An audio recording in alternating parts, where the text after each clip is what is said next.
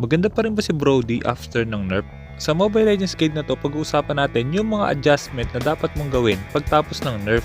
Kasama na rin dito lahat ng tama at maling desisyon na ginawa ko. Okay, let's go!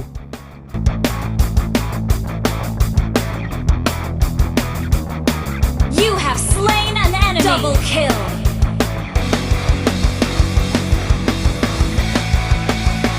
Mega kill!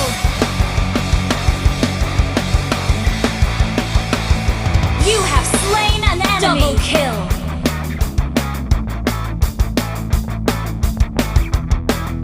Triple kill!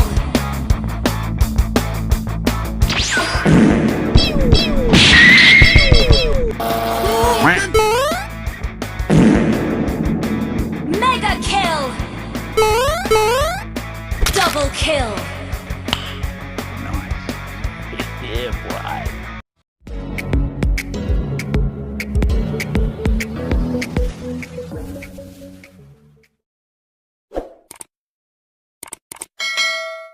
Pagdating kay Brody, ito yung item build at emblem na gamit ko. Mamaya pag-uusapan natin kung bakit ito na yung magandang item build sa kanya. At dahil meron na namang Tigreal yung kalaban na pwedeng mag-invade sa atin, kaya magsisimula ako sa red buff. Kadalasan kung saan lalabas yung Lito, doon nag-i-start ng mga jungler. Kaya kapag merong nag-i-invade sa kalaban, mas pinipili ko mag-start sa malayo sa Lito. Gagawin lang muna natin yung basic rotation ng isang jungler hanggang sa lumabas yung unang turtle. Kapag kayo yung jungler, may mga maliliit na bagay na kailangan kayong tandaan para lumamang agad. Isa dito yung pag-reserve ng retribution nyo para sa Lito. Kung plano nyo kunin yung Lito, huwag nyo gamitin yung retribution nyo sa buff. Dahil kung plano rin kunin ng kalaban yung Lito, mas mahihirapan silang agawin yun kung meron kayong retri. Sunod na tip para sa mga jungler, pwede nyong magamit yung retribution nyo ng 2 beses bago pa man mag-respawn yung turtle. Sa laro na to, medyo magiging mabilis yung cooldown ng retri natin kasi ginamit ko agad sa buff. Pero kahit sa Lito nyo gamitin yung retri nyo, aabot pa rin yun sa pagkuha nyo ng turtle. Pagtapos nyo gamitin sa Lito, once na nag-cooldown na ulit yung retribution, pwede nyo nang gamitin agad sa mga jungle creeps, tapos aabot pa rin yun sa next turtle. Kahit malate man yun ng 5 to 10 seconds sa pag-respawn ng turtle, kailangan nyo tandaan, kakain pa rin kayo ng oras kapag kinukuha nyo yung turtle. Kaya ibig sabihin, naabot pa rin yun bago nyo mapatay yung turtle. Sa sitwasyon na to, hindi ko na nakuha yung jungle creeps ng kalaban kasi sa top sila nag-rotate. Pero dahil magiging aggressive yung tank nila, kaya ito yung mangyayari.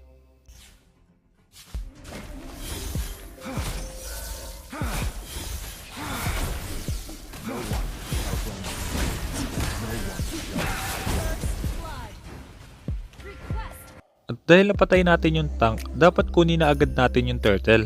Solo game lang yung laro na to kaya hindi agad sumusunod yung mga kakampi natin. Pero bilang jungler, kailangan nyo tandaan, priority pa rin natin ang objective kaysa sa kill. Kahit na nakikipag teamfight yung kakampi ko sa mid lane, mas pipiliin ko pa rin kumuha ng objective kaysa sumama sa kanila.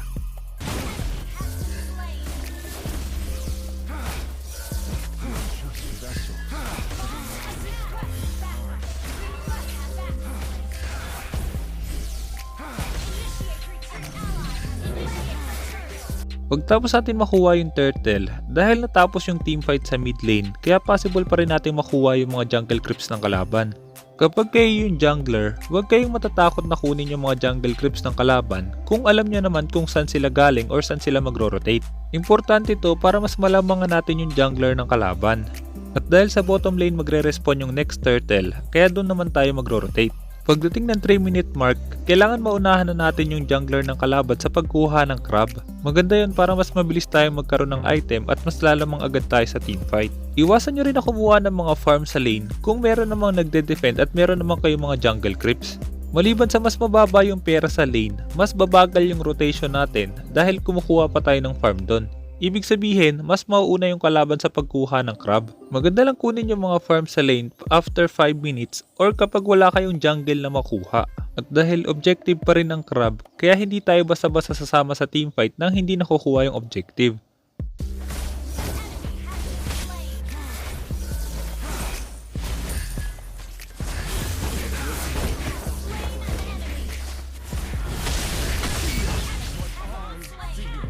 At dahil napatay natin sila, dapat kumuha tayo ng objective. ang objective na kukunin natin dito is yung pera sa tower. Pagtapos natin makuha yun, kukunin na rin natin agad yung turtle. Pero maliban doon, kung napansin nyo, mas mabilis tayo mag-rotate kay Claude. Kaya ibig sabihin, mas malaki yung gold ko sa kanya. Kaya kung sakali magkakaroon ng teamfight, lamang na agad tayo.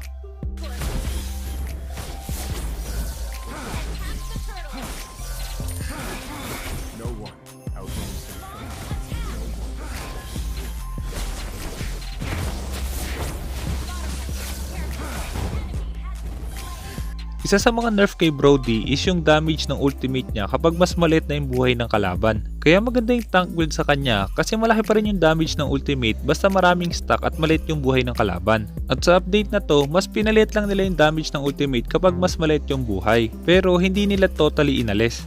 Ibig sabihin, possible pa rin yung tank build basta magbibuild tayo ng at least isa or dalawang damage item. Ang isa pang adjustment sa ultimate ni Brody, mas lalaki lalo yung damage nun kapag meron tayong damage item or mas mataas yung physical attack natin. Kaya kung na-nerf man yung tank Brody, na-buff naman yung damage Brody. Kaya kung gusto mo talaga magamit si Brody, kailangan mong i-adjust lang yung build mo.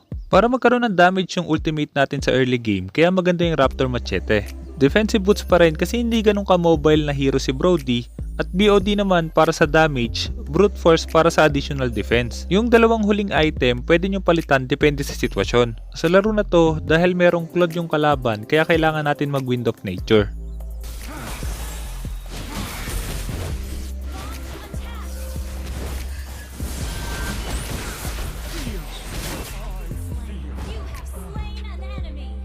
Hindi maganda yung positioning ko doon kaya madali ako nahuli ng kalaban. Pero dahil marami tayong stuck kay Paquito kaya madali lang din natin siyang napatay. Isa sa mga adjustment na gagawin natin kapag gumagamit tayo ng Brody, dahil nga hindi na siya ganun kakunat, kailangan na natin siya gamitin bilang marksman. Hindi na tayo dapat basta-basta nagpapahuli sa kalaban. Sa sitwasyon na to, dahil kakatapos lang ng teamfight sa top lane at nakita ko yung Claude doon, kaya kinuha ko na rin yung blue buff niya. Kahit natalo tayo sa teamfight sa top lane, kumukuha pa rin tayo ng mga farm ng kalaban para kahit papano meron tayong bawi. Pero dahil kailangan kong gamitin yung retribution ko para sa blue buff ng kalaban, kaya hindi natin basta-basta makukuha agad yung turtle. Kaya kung mapapansin nyo dito, kailangan muna natin bantayan lang yung turtle para hindi rin to makuha ng kalaban.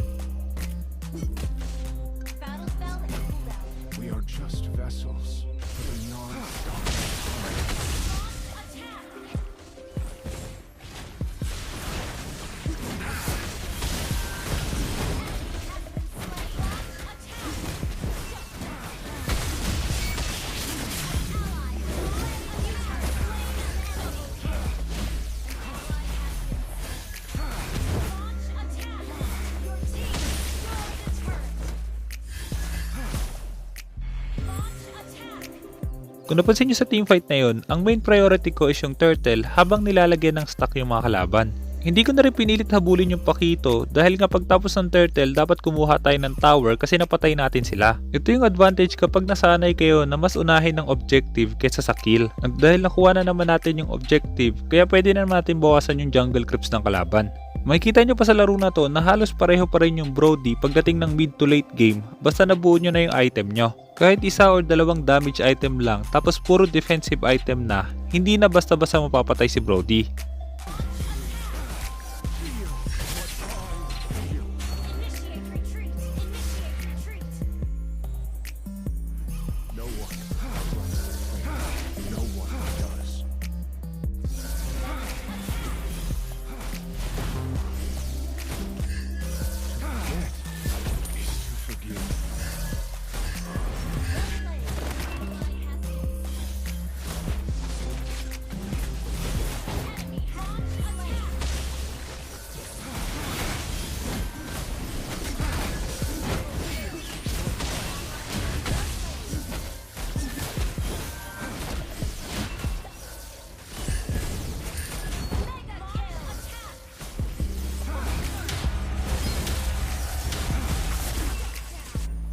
Ang sunod na objective na kukunin natin dito is either second tower sa top lane o kaya yung Lord. Para mas madali natin makuha yung Lord, kailangan patayin muna natin yung isa or dalawang hero ng kalaban. Kaya makikita nyo dito, kahit plano ko na kunin yung Lord, mas pipiliin kong tulungan yung mga kakabi ko sa teamfight dahil kapag natalo kami sa teamfight na yon, possible na yung kalaban yung makakuha ng Lord.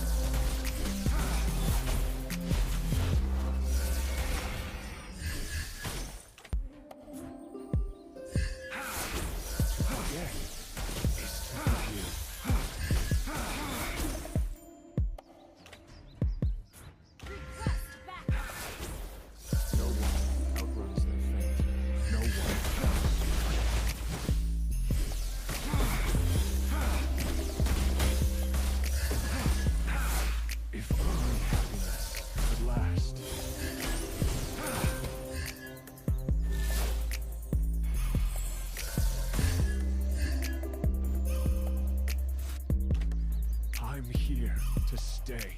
Attack the Lord. Thank you. Request backup. Attack the Lord. To forget, to forgive.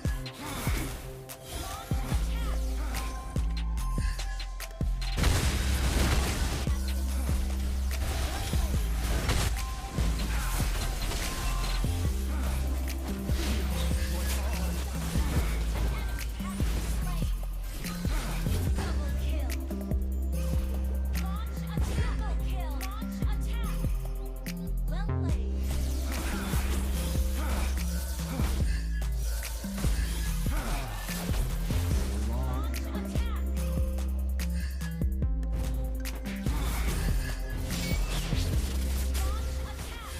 Mega launch attack. You destroyed a turret. Launch attack. Launch attack.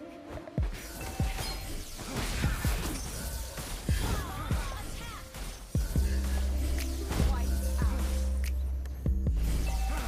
Your team destroyed the turret. I'm here.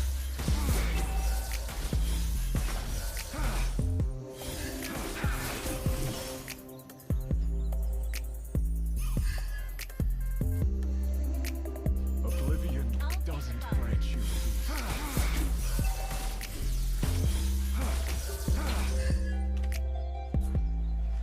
Attack the Lord. We are just vessels for the non-stopping tide.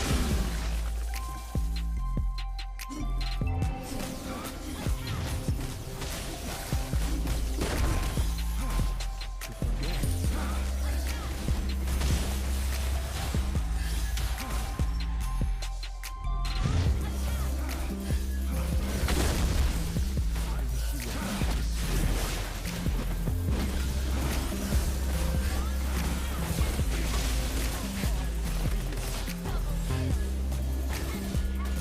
Double kill. Well played.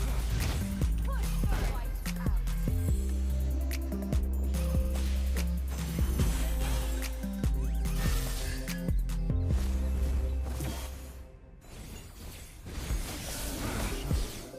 Sana marami ka natutunan sa guide na to at kung meron kang guide na gusto ipagawa, i-comment mo lang sa baba sa subong gumawa ng guide tungkol doon.